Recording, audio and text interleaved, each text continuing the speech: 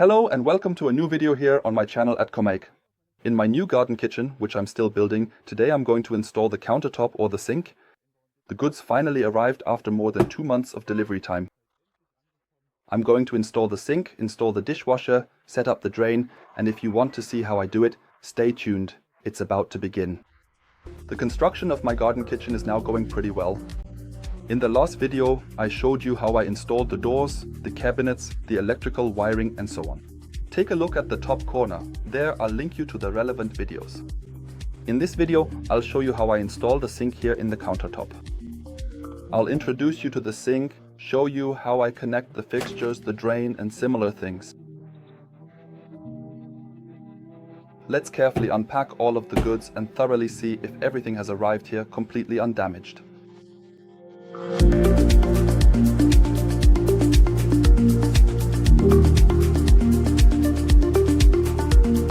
I've unpacked my sink and it's undamaged. The package includes the complete drain set, the siphon and so on, which we'll of course have to install. And the complete package also thoughtfully includes a really nice, high quality and very durable glass cutting board, which is a wonderful addition. It comes complete with a comprehensive instruction manual and of course the beautiful and functional sink unit itself ready for installation.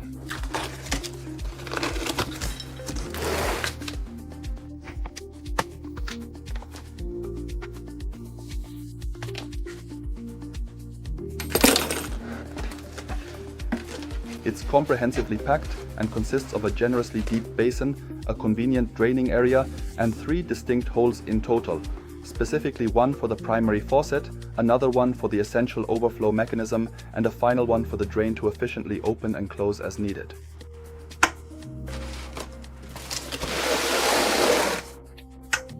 I immediately ordered a very suitable and high quality faucet right away, which I'd of course really like to show you in detail.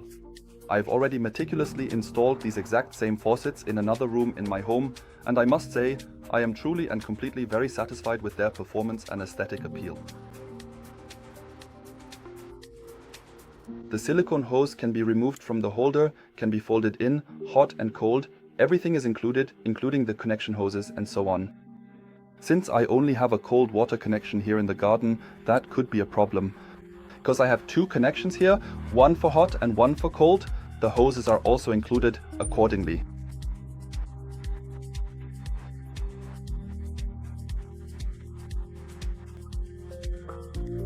Then it's not a problem. However, if I set the regulator to the mixing position, then the cold water will of course flow through the mixer in the faucet to the hot water outlet, and then it will drip out here again. And that's why I also ordered a small stopper. This is 3/8 inch and this stopper is attached to the other end of the hose. Because I have installed a second tap under my wash table, I can connect both hoses. And later I can supply hot water, for example, directly via an instant water heater.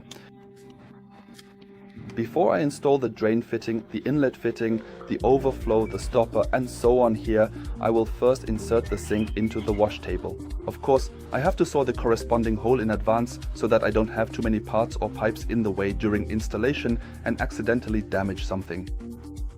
The installation is relatively easy once you know how it can be done. These small hooks are included in the set. With these hooks, the wash table is fastened from below through these holes you can see here, and the sink is then pulled down tight. I will need them later, or simply gluing the whole thing in with silicone should be completely sufficient in case of an accident. The manual also includes a table with the dimensions required for this wash basin. You have the dimensions here and you have a table here. Now I just look up which wash basin I need. In my case, it's the Axia 345S, which means my installation dimensions are 76 by 49 centimeters. The whole thing works even without this template, because if you don't have it, there's a very simple trick, and I'll show you now. If you don't have a template for the cutout for the sink, then use this simple trick. You place the sink on the countertop, measure everything so that it's flush, square and parallel, just the way you want it. Mark the whole thing along the outer edge and then use the support surface as your reference. In this case, as you can see, they're a good centimeter away from the line. Place the whole thing inside and you'll have your cutting edge. It's important to note, especially for my outdoor kitchen, that I have a pre-construction for the countertop here. If I stop the countertop here, I have just under 9 centimeters. Behind this edge, there's a USB board 18 millimeters thick, and behind that a 5 centimeter profile. This means I have to add another 7 centimeters to the 9 centimeters up to the edge. With these 7 centimeters, I end up somewhere around 16 centimeters. That means the countertop needs to be at least 16 centimeters away from the edge on both sides. I really like it to be perfectly parallel. I just truly think it looks much better that way. At the very same time, please make absolutely sure there's enough ample space at the back of it, because I also have my 5 centimeter deep profiles installed here, but you can see that I still have a good 9 centimeters of clearance here. That definitely fits. The second thing you need to pay attention to is whether you have any restrictions on the left or right sides. I've built the supports right here and here where the countertop will rest. If I place the sink too far to the left or right, then I won't be able to install it, because the support is on these stones. This might still work here on the flat side because my sink is relatively tall, but at the latest right here I would have a problem if I tried to set the whole thing in. And right here in this area where the hole is where the sink goes, if in this area the stone were to come loose, when I built the countertop, I marked the positions on the back wall. And now I can relatively easily see if the whole thing fits. I can align the whole thing. This also fits quite well with the window. And right here, I will now prepare the countertop or the hole for the sink.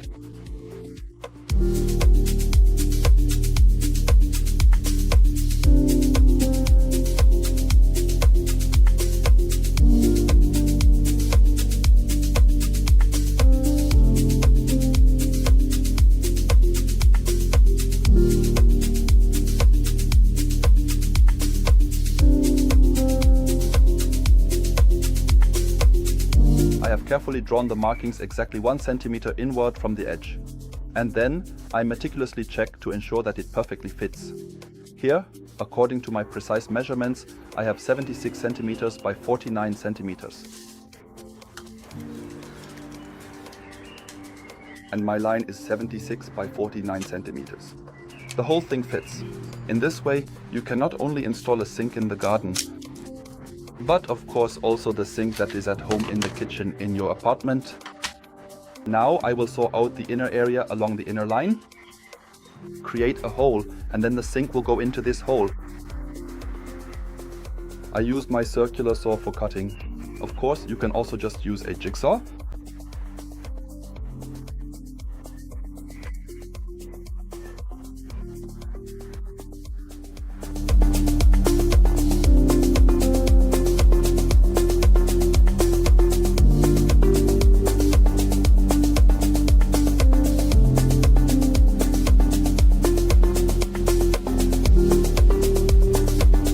Cut out. I have roughly cleaned the surface.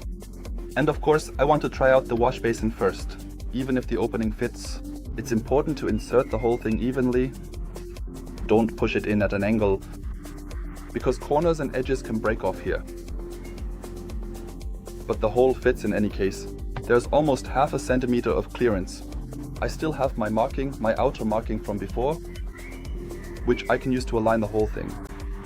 And you see the whole thing fits very well, I think. Now I will install the drain and the other parts on the wash basin.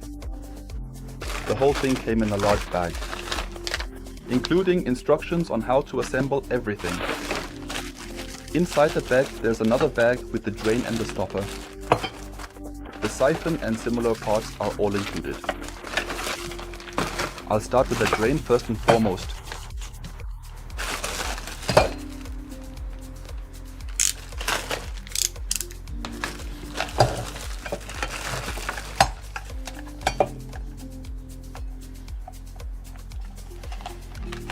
This drain is screwed onto the wash basin from below. Here everything continues into the siphon, and then finally into the drain pipe. And here the overflow is connected, so that if the wash basin overflows, the water doesn't spread throughout the kitchen, but instead also finds its way through the drain. Here you can see the strainer, which will later go into the inner area. This is already screwed in. I'll loosen the screw. And here is the rubber seal that seals everything from the inside.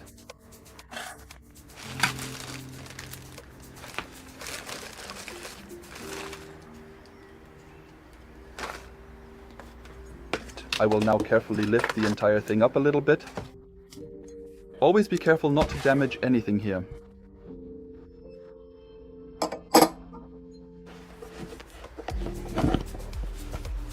Insert the drain. And then tighten it securely with the screw that's precisely located right here.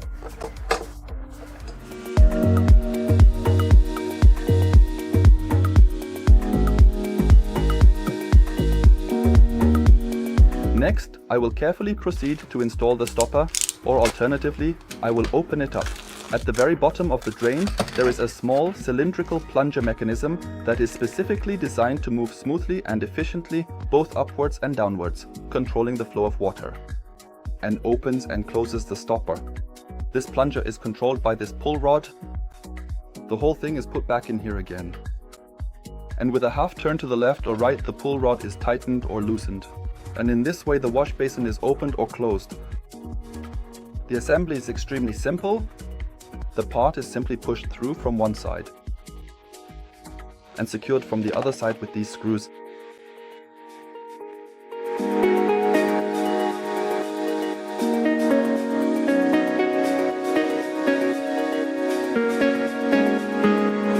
Now I will install the overflow drain. The overflow drain is a construction that is adjustable in itself and is probably suitable for several wash basins. This overflow funnel is mounted from below with a counterpart. The water can flow along here and directly into the drain. To do this, I will first insert the counterpart into the wash basin.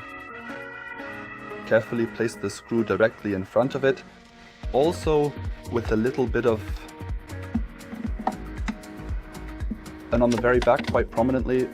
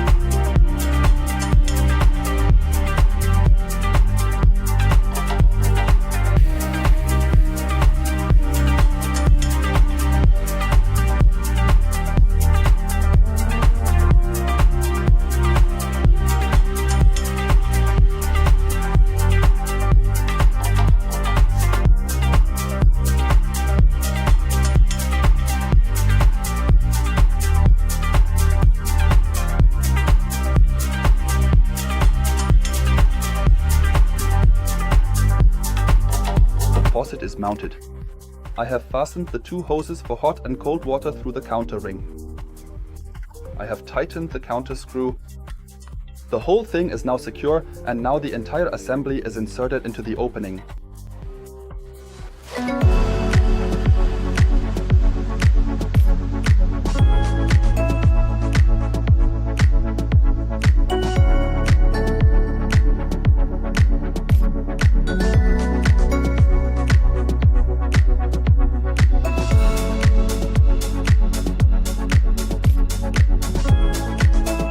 Move the wash basin a little to the left so that the drain board, this drain area, is still on my wash basin on my countertop. But here an opening has appeared. Why? Quite simply, I want to connect my hoses to my water tap. Normally you do this from below through the inspection flap or through the cabinet. This is a job I especially love because you constantly bump your head on something. This way it's much easier. I will just remove the existing nuts and simply screw on the hoses with the specified seal.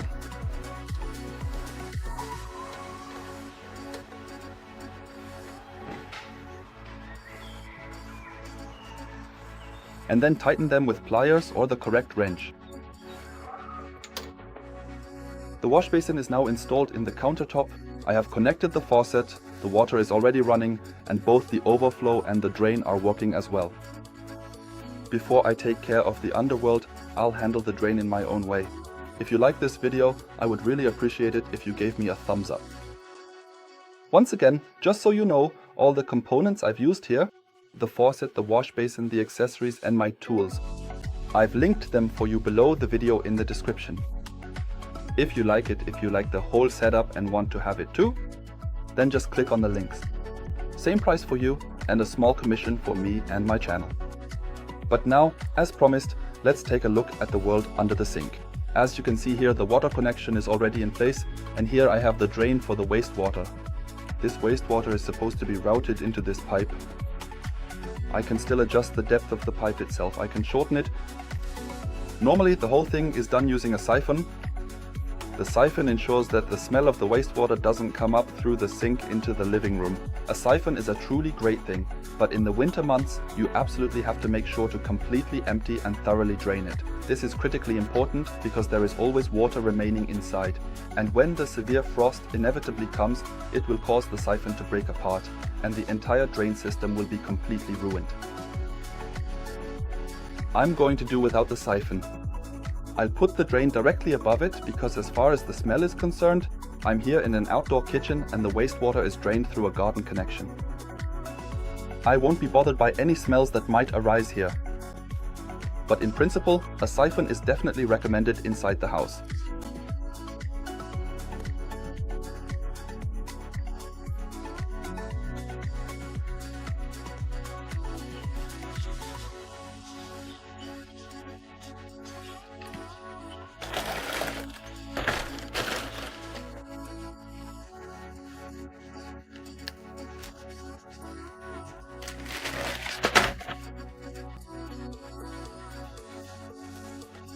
Now I'm going to cut all these pipes so I can connect my drain from the sink to the outlet. I'll just go over it without having to get into the enclosure with my fittings. And when I'm done, I'll show you the result.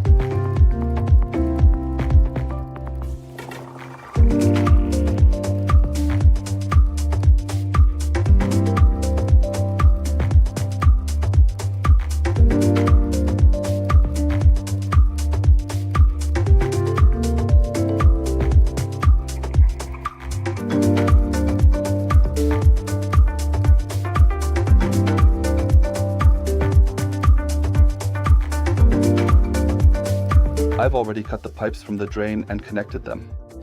The only thing I haven't installed yet is the transition from the drain pipe to the elbow, which then leads into the drain. That's because the sink needs to be raised by a tiny millimeter so I can glue it to the surface with silicone. As soon as that's done, I can connect the drain pipe to the elbow and do the first test. The sink has been glued to the countertop. I've removed the silicone with a scraper. I've now also connected the drain. You can see the whole thing has a slight slope to the right, but that doesn't bother me. And everything can drain off directly. As I said, in my case without a siphon because I don't want to risk any damage here in winter. Now of course the whole thing should be tested. I've already turned on the tap.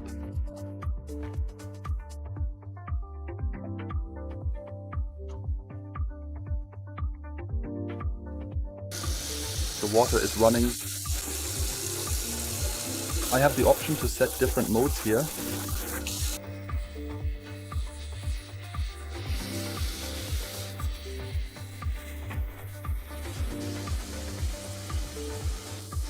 Nothing is dripping, everything is sealed, very nice. Now one component is missing, namely the stopper. The plug in this sink is held in place with this opener and stopper. If I turn here now, this small stopper should normally open and close. But you can see that nothing is happening here at all, even though the drain is connected.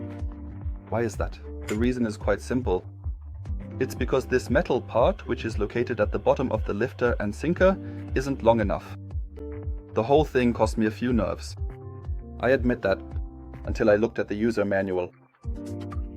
And this plug, which was visible at the top of the pipe, you remember at the beginning of the video, this particular plug possesses a multi-edged opening located inside. It can be securely plugged in right here into this specific spot. Now, with careful attention, I can proceed to unscrew this small metallic nipple component. Put it back in its proper place. Now, you can clearly observe how the opening mechanism is progressively raised and then gently lowered.